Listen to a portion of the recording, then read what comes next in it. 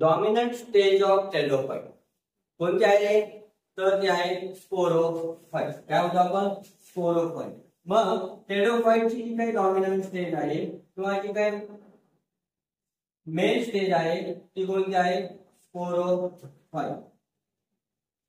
काय म्हणतो आपण sporophyte is the dominant stage of pteridophyte.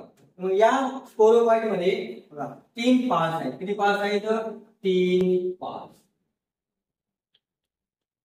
कोणते पहिला म्हणूया आपण root, second stem and third काय आहे लीफ.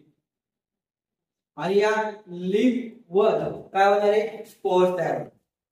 मग आपण काय म्हणतो या लीफ मध्ये स्पोरोफाइटचे जे काही लीफ आहे त्या लीफ मध्ये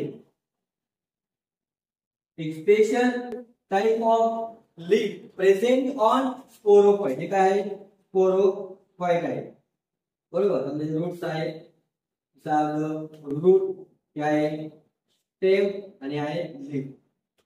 मग या लीफ वर special type of leaf present on sporophyte त्याला आपण काय म्हणणार स्पोरोफिल म्हणणार.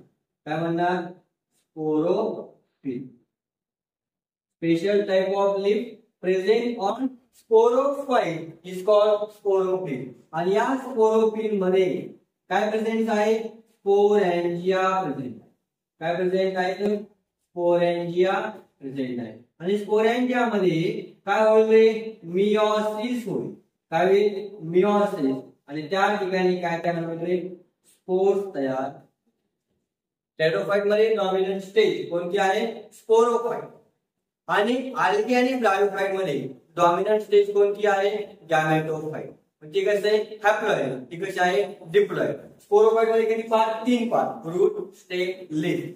एक स्पेशल टाइपचं लीफ प्रेझेंट आहे कशावरती स्पोरोफाइट वरती तर आपण काय म्हणलो स्पोरोफिल म्हणतो. आणि स्पोरोफिल मध्ये काय प्रेझेंट आहे स्पोरेंजिया. आणि स्पोरेंजिया मध्ये काय झाले मियोसिस आणि काय झालं स्पोर्स. Okay thank you.